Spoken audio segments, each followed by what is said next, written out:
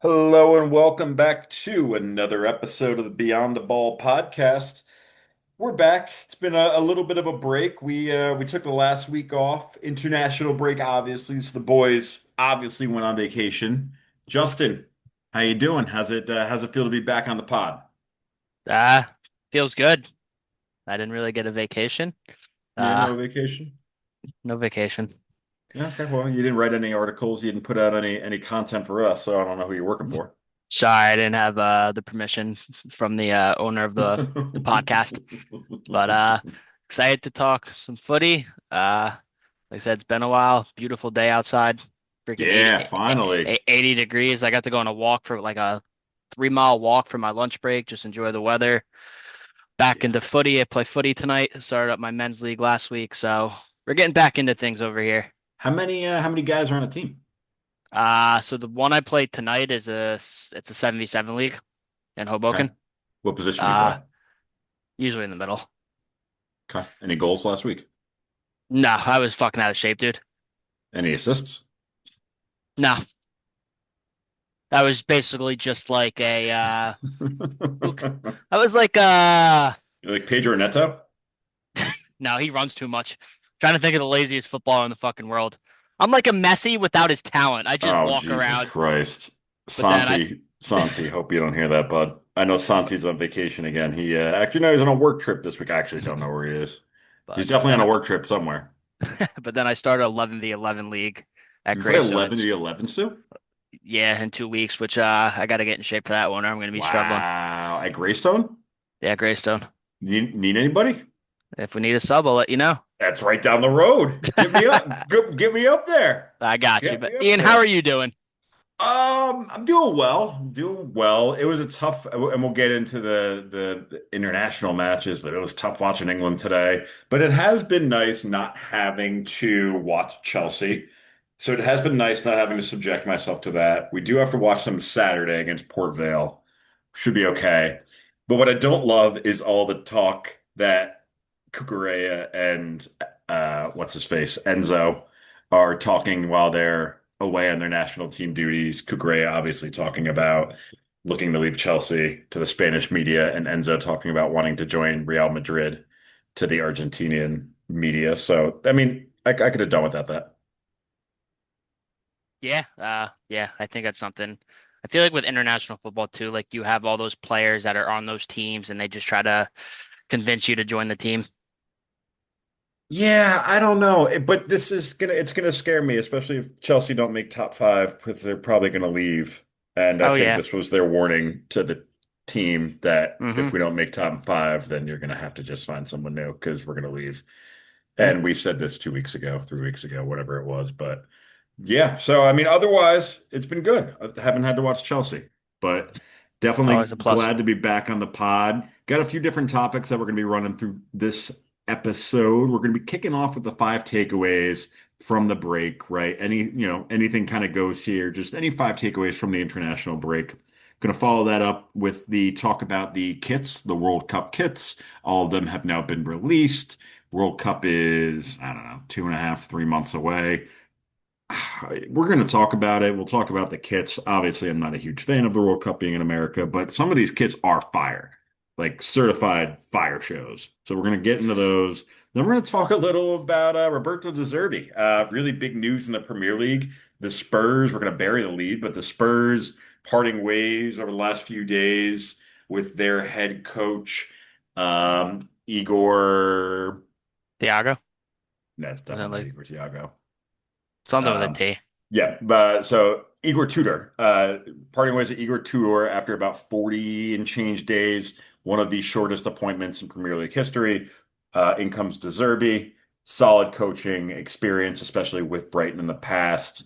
Um, Most recently was coaching with Mason Greenwood, where he made some interesting comments. So we will talk through that, talk through Spurs' chances of staying up.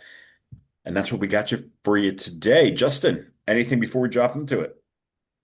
Yeah, I think just real quick because we're really not going to talk about it much. Obviously, we had some more teams today qualify for the World Cup. Obviously, we had Bosnia who beat Italy in a PK shootout today.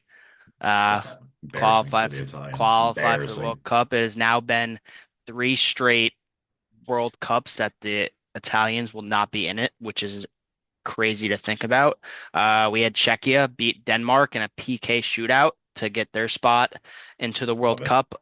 We had Turkey just winning 1-0, beating Kosovo, however the hell you pronounce that.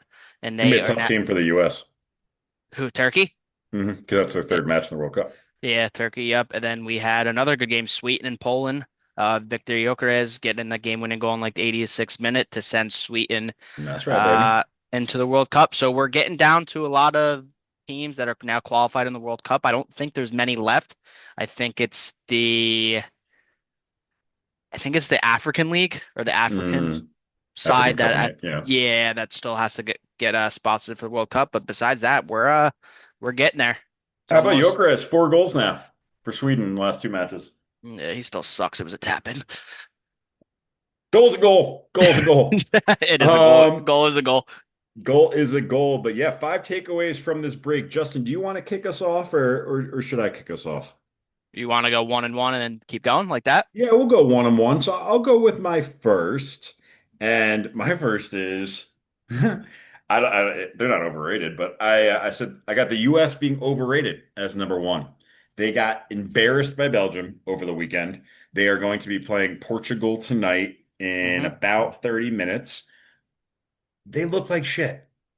They're going to be shit. All the hype around Team USA going into this World Cup is shit. They're probably going to, now that Turkey has made it out and they're probably playing Team USA, I can see Team USA getting knocked out in the group stages. They're not a good team, and that showed it. They're very dependent on Pulisic. They're very dependent on Weston McKennie. Their defense is atrocious. Jeremy Doku had his way with Antoine Robinson down the left side. I mean, it was just rinse and repeat. And Belgium scored what, 5 goals? Could have been way more. It was 1-1 going into the halftime, but as a neutral, well, not really a neutral, as a soccer fan, I was watching that and thought immediately that Belgium was gonna really turn it on in the second half, and they did. They scored 4 goals. Team USA came back and scored one, but I think it just doesn't matter. And I think this is one of those cases where with the national team, and I think with Team USA in specific, sometimes players are so bad and you have such a bad group of players to choose from, just so preposterously bad that not even a coach like Mauricio Pochettino, with all the experience in his career, can save them. They are beyond saving. They're beyond hope. They're helpless. Helpless is a word I would use for Team USA. Um, yeah, that's my takeaway. Number Yeah, one. so it's actually pretty funny because I have them on one of mine as well. I didn't put these in a specific order, 1 through 5. It was just any five. Fine. But I have the U.S. men's national team is promising, but still inconsistent. I think with the U.S. men's national team, I think it still is kind of the same story year out, and year in with having some great players, having some average players, and having some shit players. Can And we I do pause? Can we pause? Who would you say is a great player on Team USA besides Christian Pulisic? great player right now for them. Hmm. I would say Robinson. He's a Fuck. he's a top. I'd probably put him as a top six outside I've back heard in the somebody else say this before. He's In the fucking Premier not. League. In the Oh, in the Premier League, Premier yeah, League? Yeah, sure, man. There's 20 teams. yeah. No, he's a top in I've the heard yeah. somebody say he's top 5 in the world, and I immediately unsubscribed to that podcast and have not listened to it since. When they said he was top 5 in the world, I almost Well, blew my are you trying to shit. kick me off this pod? Is that what you're trying to get to? You do this No, episode no, by yourself. no. I thought you were. And then this same person also said Serginho Dest. So okay, so you got Robinson, you got Pulisic. I don't agree with Robinson. Who else? I didn't say how many. I'm not saying many. I think Chris Richards is very good. I don't think he's great, but I think he's in between good and great. And then you have obviously you fucking hate him. Weston McKennie's not great. He's good. I like Tim him. Tim Weah's good. This kid Malik Tillman. from Bayern Leverkusen. He's not great, but he's good. And this is what the US is. They're always going to be a young team because they don't have players that are great or old that play in top leagues. If they're old, they're fucking playing in MLS like Tim Ream. Yeah. Yeah. Like obviously he got shit on against Yeah. Oh yeah. uh I mean, the defense was but horrible the whole yeah, time. the defense does scare me. But listen, like the positives with them, they're athletic, they're fast, and they're dangerous in transition. I think like they're top, well, they're up top. The front four can cause issues. They have a lot of players now. It's not like years ago that we're playing at MLS. A lot of players are playing at high club levels, and they can look really sharp going forward. But the issue with me with them is they can't control the game. It's not always there. They can dominate stretches, but they can't play a full 90 minutes. And then their defensive lapses and inconsistency still pop up. So like when you get to games where they look like a top team for 30 minutes and then they lose control. So again, and this is not a little bias, obviously being an American citizen and following U.S. men's soccer national team, and obviously we all have a lot of high hopes for them in this World Cup, especially since we are hosting. But I still think it's a little bit too early. I know the World Cup, like we said, is in literally 2 months in a week, so 9 weeks, and we have friendlies to look at, and that's another topic I'll be talking about soon.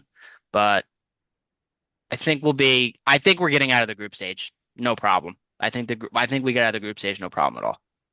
And I do think we actually win the group. All right, I don't that's it think for so. me. I don't think so. I disagree, but I'm not going to waste any more time talking about the Team USA fucking soccer team.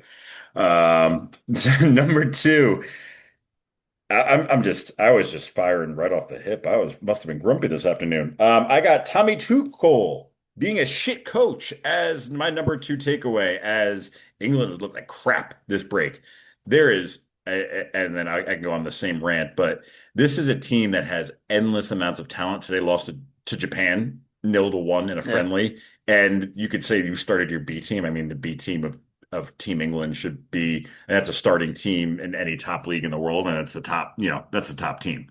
They should have had no problem with Japan. They played really poorly last week as well in their first friendly. I believe it was a 1-1 draw. Ben White he scored, and then he gave the own PK goal away. up. Yeah, PK away. Was it Yep. PK? Yeah. But yeah, I mean, they just did not look good. Tommy Tuchel, I wasn't sold on him from the beginning. I don't think he's a player manager. I don't like his formation. I don't think they're playing attacking. They're not playing creative, right? Like no goals against Japan with the players that were out there. Cole Palmer, Foden.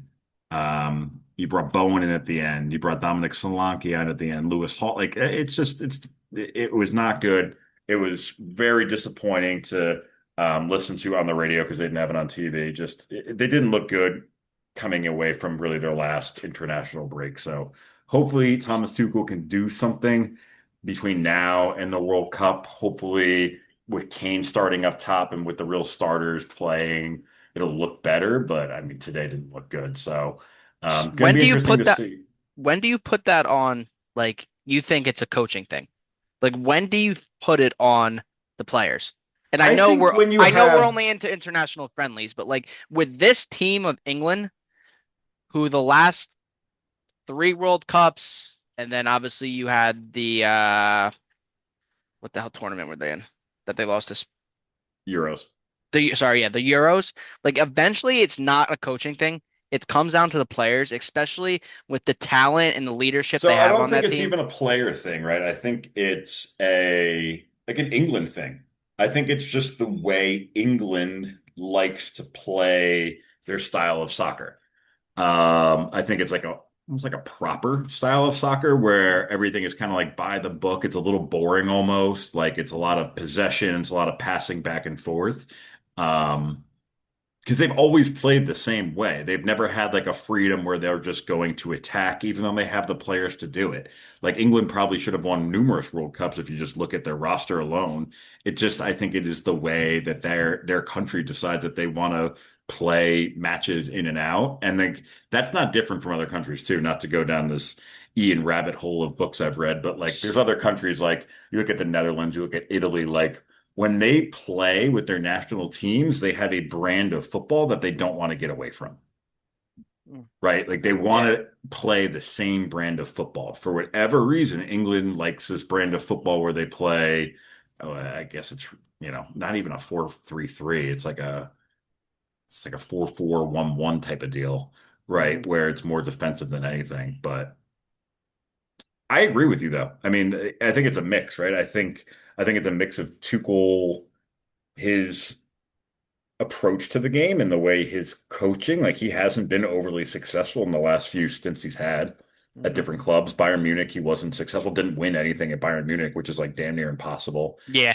And then at Chelsea was fired. So it could be a little bit of, his tactics are old, right? They're outdated. But Hmm. I definitely think some of this is to blame on the players too. I think some of these players are past their prime, or I think Yeah. their prime was very young and they're overhyped. I think a guy like Phil Foden, I think he unfortunately battled a lot of off the field issues, it seems Issues. like, Yep. but I don't think his national career ever is really took into fruition. But when you play him, and you start him for 70 minutes, so it is tough. I think it's a mix of both, but I do think that a lot of these players they do have to produce, and I think England as a whole has been underproducing. Yeah. I would understand if we were talking like a different country, like Right.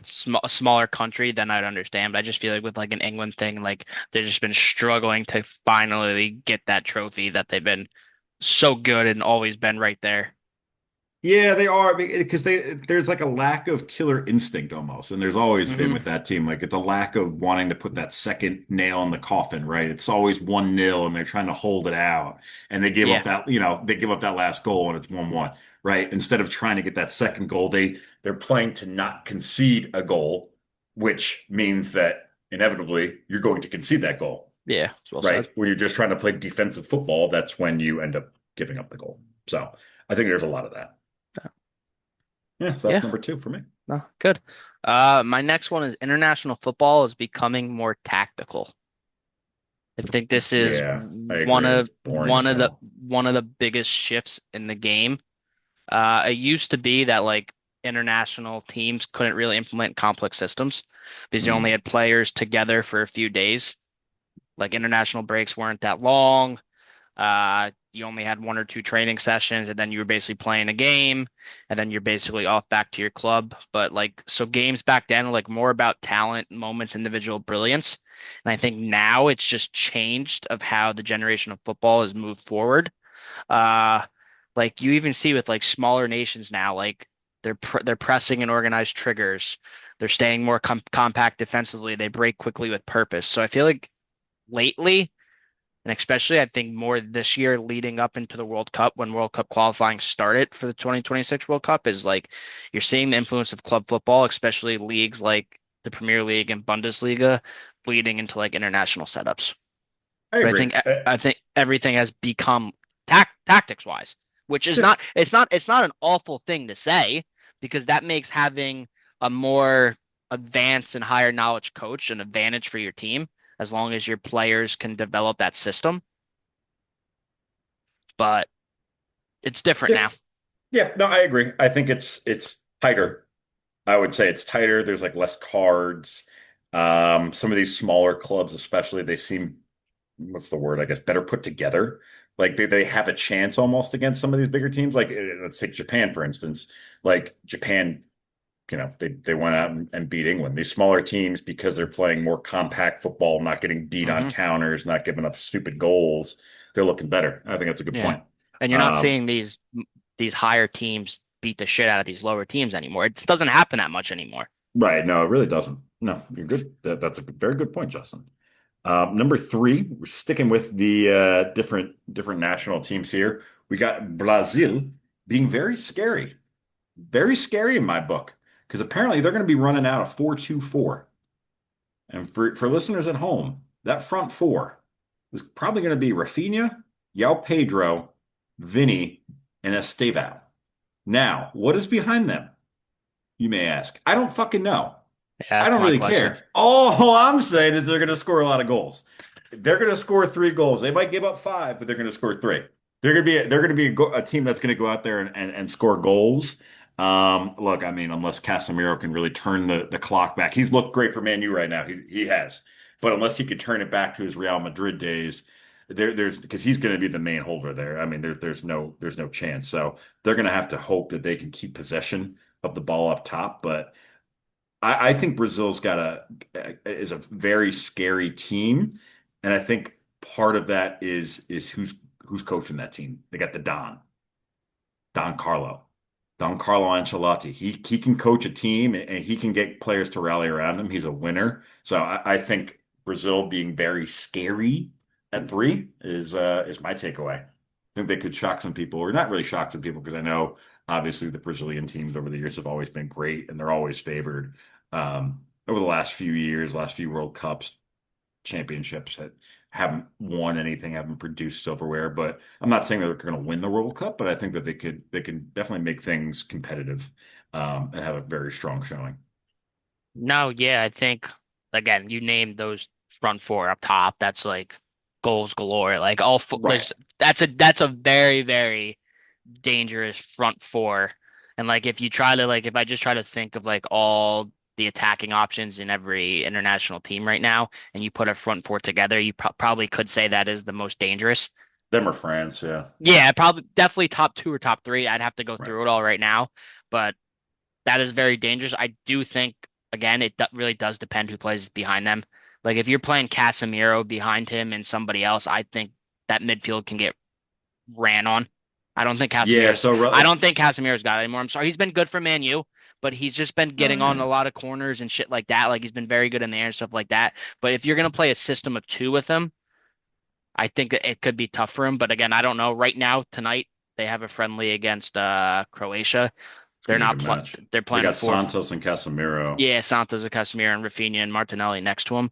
And I'm looking Yeah, through they the got Cunha too off the bench, and Igor yeah, Thiago and Endrick. Holy fuck. yeah, they're Well, they got stacked up Rafinha top. starting, but he's hurt. Yeah. Never mind.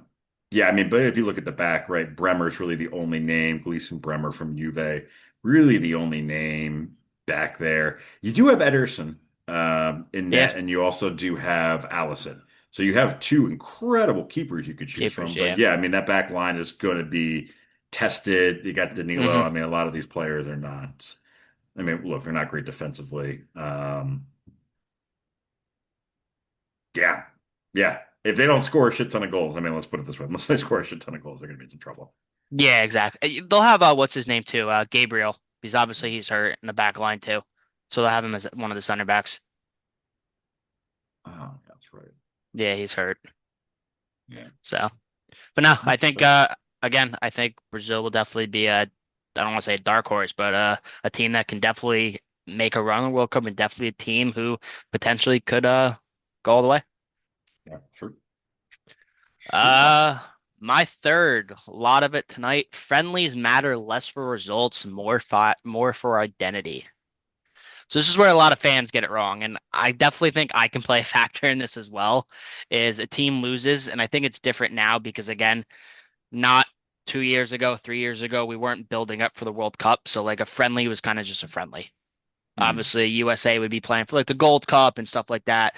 Then you obviously had Europe was playing for the Euros. You had Spanish teams playing for Copa America and things like that.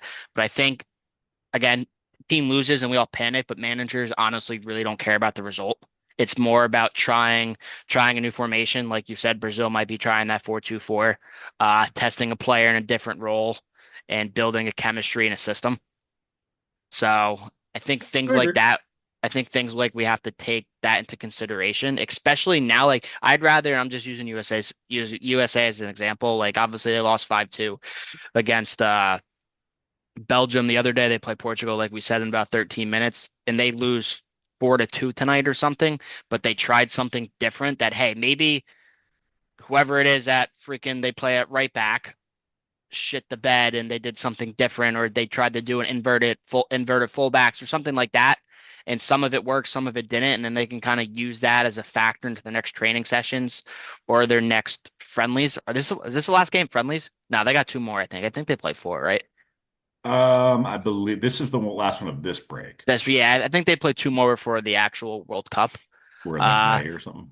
yeah, so I'd rather them just try things now and see what that factor is to make that team better.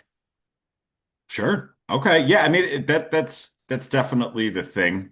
And I agree with it, right? Like results don't matter, right? They're friendlies. They've always been No, friendlies. yeah. But some of the results are shocking. Like, again, Oh, I'm an I England agree. Yeah, fan, so I look at them losing to Japan and I'm like, that's a fucking problem. yeah. You know And what I like you mean? said, Like, that's A really a B team problem. should be able to beat their A team too, or make it competitive. Yeah, like a championship level, like their C team. Like, I mean, we're Yeah. talking like players that like play at Arsenal don't start there. Like they Hmm. should be beating Japan. Like, come on, like let's get it straight. But yeah, no, that's a good call out at three. Number four, here's a good one for you. Florian Wirtz showing that it's an Arnie Slot problem, not a him problem. And we kind of went over this with, well, not kind of, we definitely went over this with Man U. Definitely. And I think it's just becoming more and more and more evident with Liverpool that it's not the players there as much as it is Arne Slot. I think Arne Slot's consistently getting it wrong. I think he's losing the locker room. I don't think they take, man, because here's the thing. Like the way that Dutch players and Dutch coaches they speak, they're very straightforward. Like they're going to say what's on their mind. I don't think it sits well with a lot of those players. Like I really don't think it sits well, especially with a room full of professionals, which is why they don't play for him, right? Like a lot of those guys don't necessarily play hard for him. So I think it's very evident to see. I think he's getting it wrong with a guy like Wirtz. I mean, because you can't tell me when he goes away from Germany, he's banging shots from corners and he's Yeah. flipping the ball to like it's something at Liverpool because he's clearly a stud and it's got to be somewhere on his slot. And like guys have gotten it wrong before, and we see he's putting them in a really bad position this year slot. Oh yeah. I think this year he's got it wrong, and I maybe he wasn't a good coach to begin with. Maybe it was just the hangover from Klopp. Maybe it Yeah. was, you know what I mean? Maybe it was the same thing, right? They took his tactics and ran with them, but Yeah, because you would think like playing on that Liverpool team, especially that central midfielders and the two wingers and up top, it's not like, to be honest, like when you compare that to Germany's line, they're very similar, like in talent wise. that's the thing though. Like on the national team, they finish. I Like when know. I Yeah, watch Liverpool, it's really like, I mean, he's on my fantasy team, so I watch them rather closely. Like the amount of shots I've seen, like Gakpo, Salah, fucking like just dragged wide by like feet, yards. I'm like, yeah, what the yeah, hell are you doing? Um, it's just interesting because typically it's the other way around, right? Typically people they ball out on their club team, and then yeah. on the national International. Yep. team, like it's they get the beads, but. I mean, he look when he puts on that German uniform, he looks great. So they just got to figure it out. And I think it's Arne Slot, right? Like he was great at Leverkusen too. I think that denominator slot, but let's see. No, yeah. That's a He good wouldn't one. be the only person with a problem with slot. Let's put it that way. No, yeah. Would not be. So my fourth one is squad depth is the new separator. Mhm. Uh, Obviously, again, going on World Cup, obviously huge this year. I think like international football used to be about your best 11 players. Sure. I feel like now it's about your 16 to 18 core players. Obviously, you only get a roster of 18. Obviously, you get those seven. Did they get seven? Yeah, you get those seven subs. You can bring on five. I could be wrong. It might be more, regarding how many bench players you can have. But it's like you know who you can trust off the bench, and you know how much your level drops when you rotate. Because obviously, when it comes to tournaments, there's games every 3 or 4 days.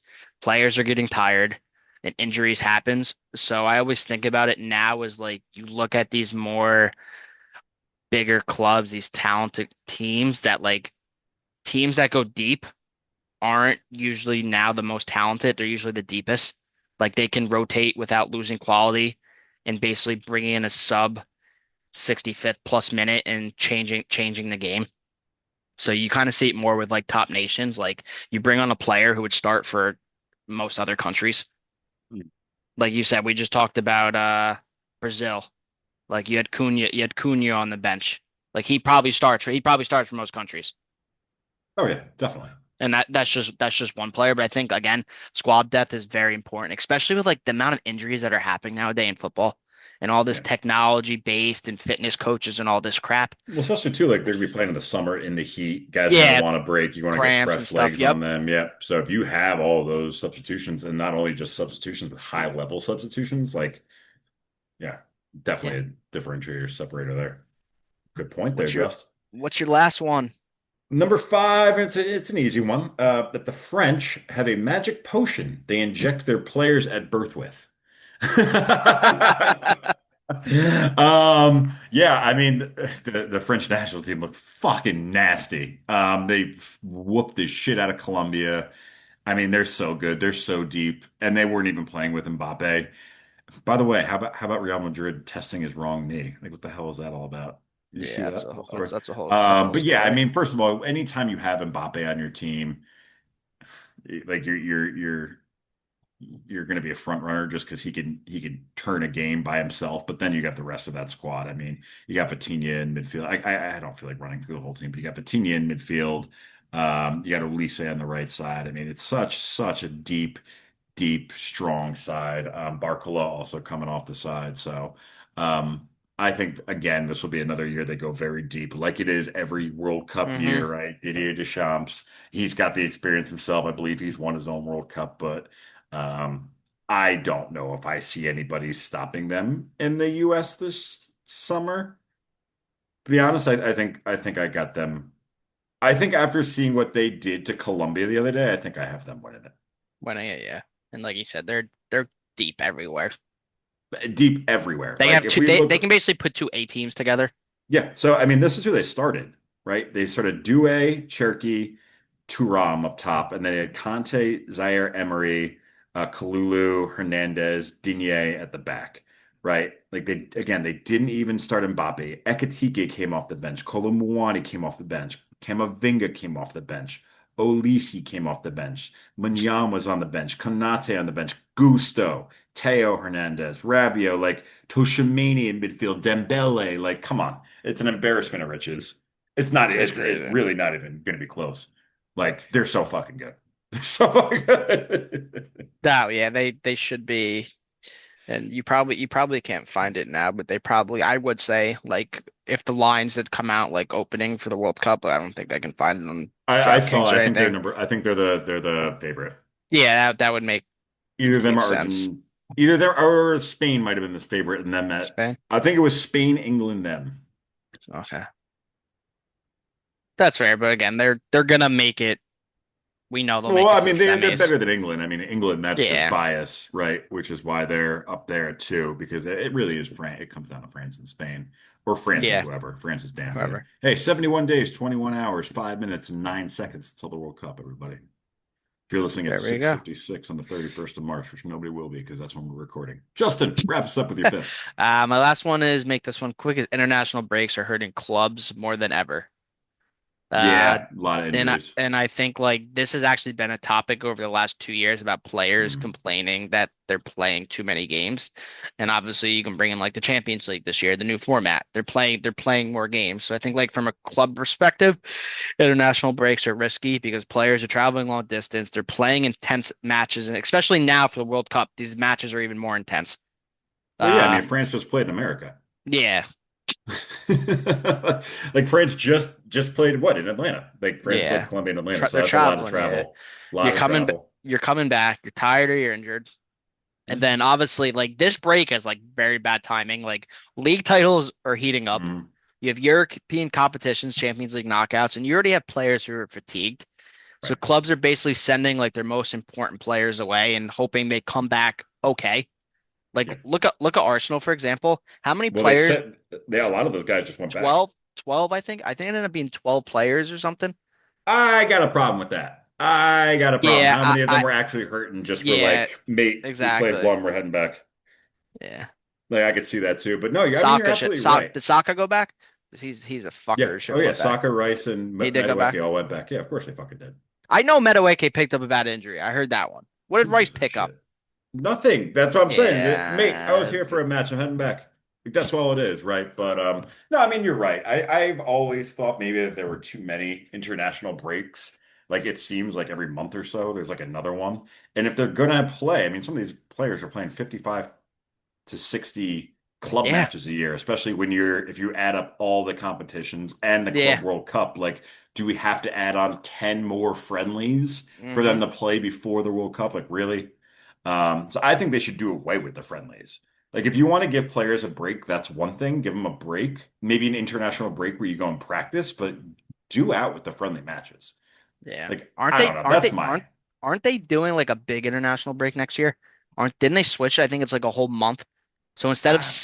instead of separating it, I think they were talking That's about even worse. That's even yeah, bad. I'm pretty sure I read this. Like they were just trying to put it into like one big one, so like a month Fucking off. stupid. Yeah, I mean, I don't know if that ended up going through. If it did, listeners, let us know. But that would be stupid. I would not be a Uh fan of that. beginning the 2026 2017 FIFA has restructured the international soccer calendar, merging the September and October break into a single 16-day window. Okay. During this national teams can play up to four matches instead of two. So I guess 16's they're different than a month. yeah, so I guess instead of doing like that two break, okay, that makes sense. I don't hate that. If it's just two breaks like that, I don't hate that. That's not bad. Yeah, it's actually not bad. I thought it was longer to be honest. Yeah. Justin, anything else you want to cover on that? Otherwise, we're gonna hop into these kits that you want to. No. Yeah, Oh, I all think we right. had some good topics there. All right, awesome, good stuff. All right, listeners, moving right along. We're gonna hop into the just the kits that came out. The rest of the kits for the 2026 FIFA World Cup came out. Figured that we'd talk it, cover some of the ones that just came out, especially these Nike ones that just released. But Justin, which ones were you taking a look at? Yeah, so I actually had a couple. Kind of have of some I have some love ones, I have some hate ones, then I have some I can't figure it out if I like it or not. Okay. Uh I was a big fan of the Argentina away jersey. It's Wow. Okay. obviously you're looking at the website, right? Yeah. I don't know if you're looking at the website. That one is just like I looked at it at first and was like, I don't know about this, but like I kind of kept looking over it. I was like, this is something different from Argentina.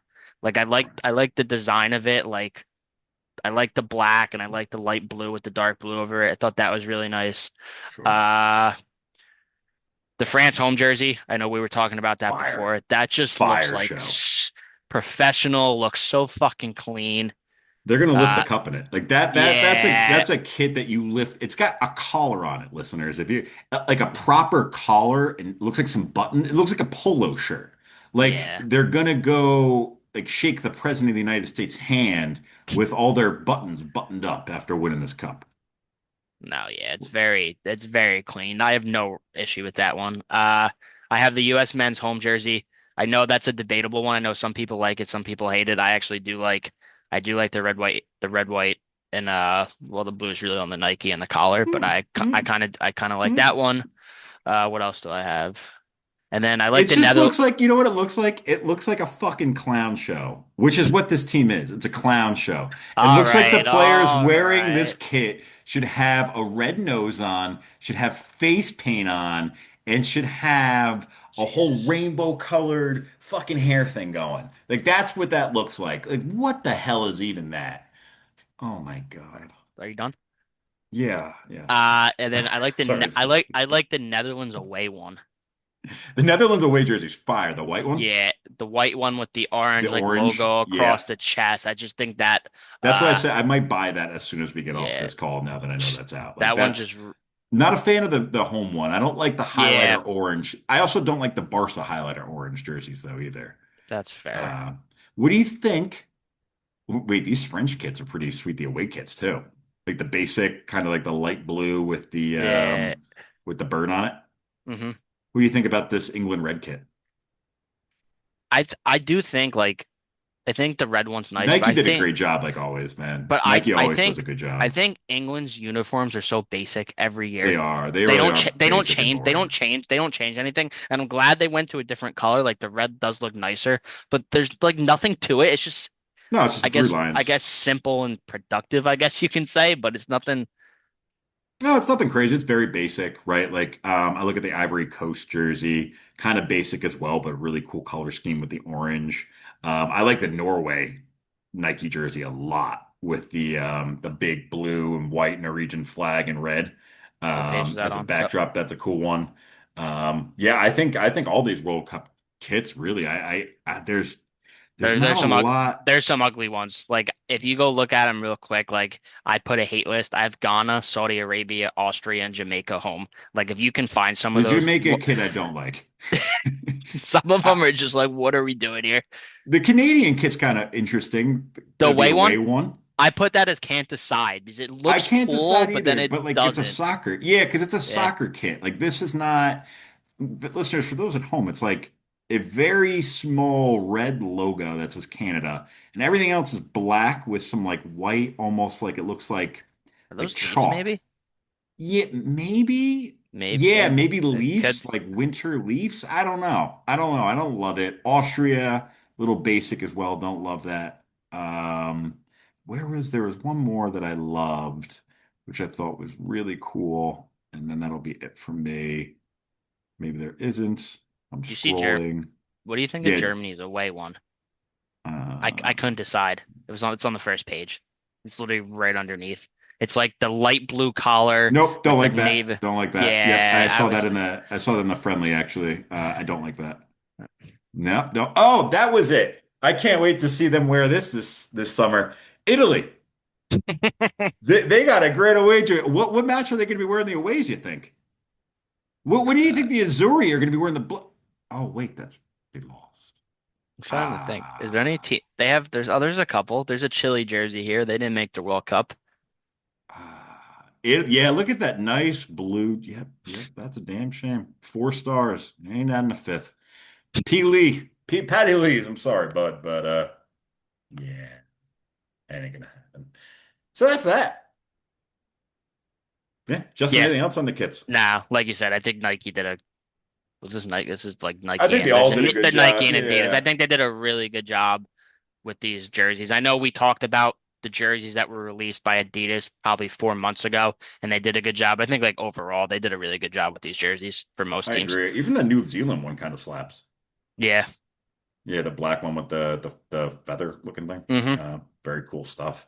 All right, moving on to our last topic of the pod is Roberto De Zerbi, new head coach of the Tottenham Hotspurs.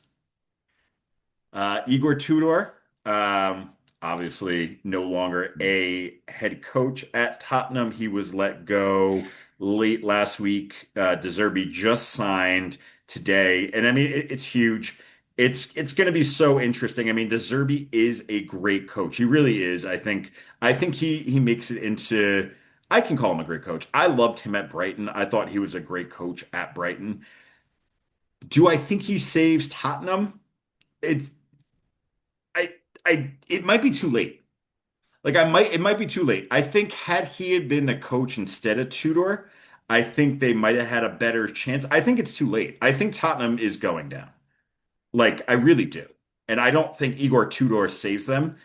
Just looking at their next matches that they have coming up, they're coming back and they are going to be away at Sunderland and then home against Brighton, which is interesting for De Zerbi, away against Wolves, away against Villa, home against Leeds, away against Chelsea, home against Everton.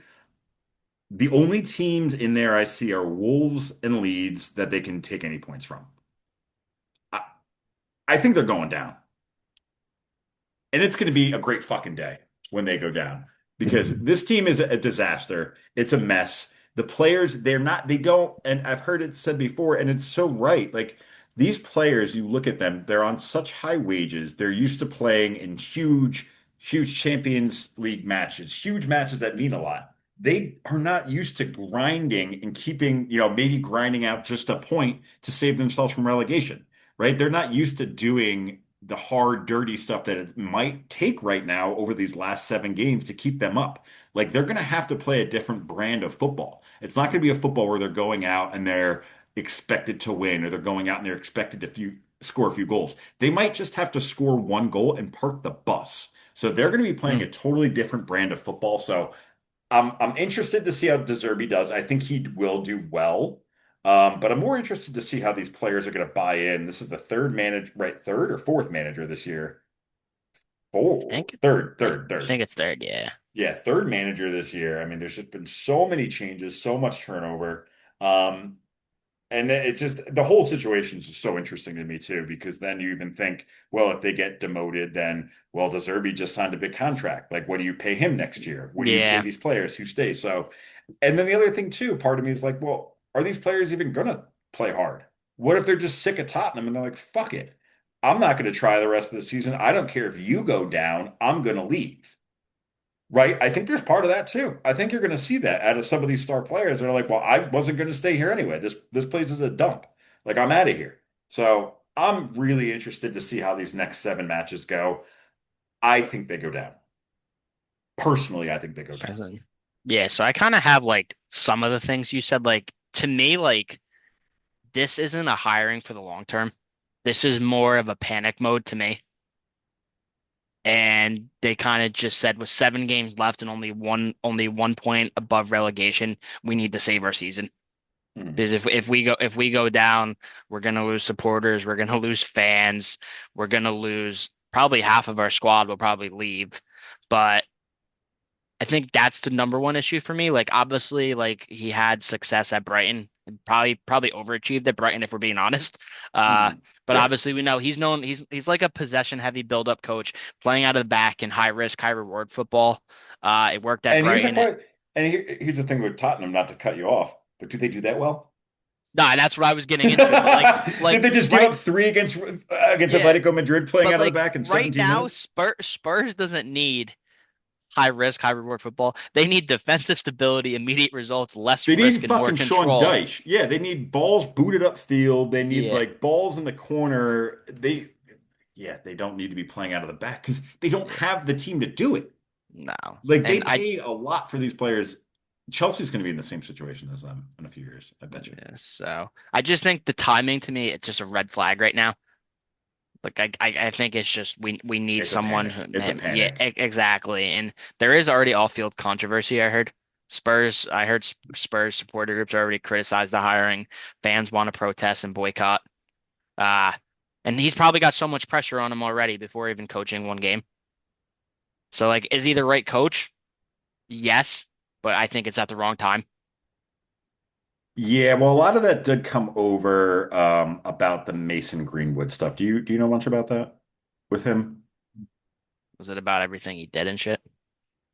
Yeah. Yeah, Um, yeah, I don't.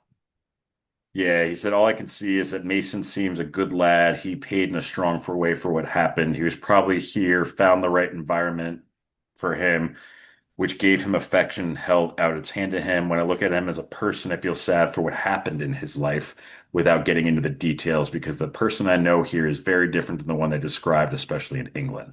So De Zerbi has been accused of downplaying the allegations and painting Greenwood as a victim. So that's I think where a lot of that is coming from. So it's going to be interesting. We'll see. We'll see.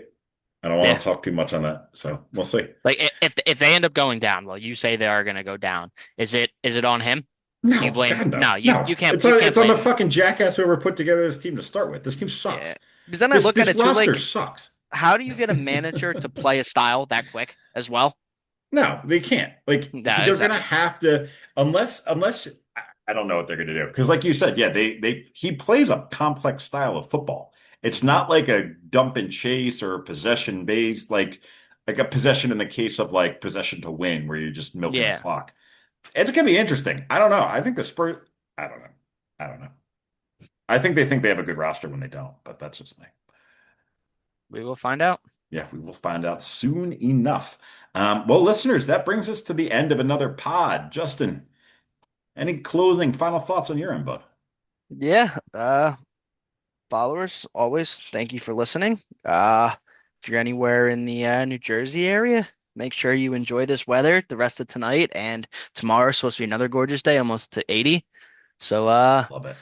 enjoy the weather, go play some footy, and Yeah. send us some questions or send us some links of you guys playing footy. That'd be a little something different, and maybe we'll rate you 1 through 10. I would love to have some links of fellas playing football and rate it. Like, let's definitely do that. Chris News, send me a link That'd of be you really playing cool. football. Yeah, get your buddy Yeah, let's do that. Yeah, listeners, send in any questions, send us your links, listen to the pod, subscribe, leave us 5 stars. And yeah, follow us on the Instagram machine at beyond underscore a underscore ball underscore. From all of us over here at the Beyond the Ball podcast. Until next time.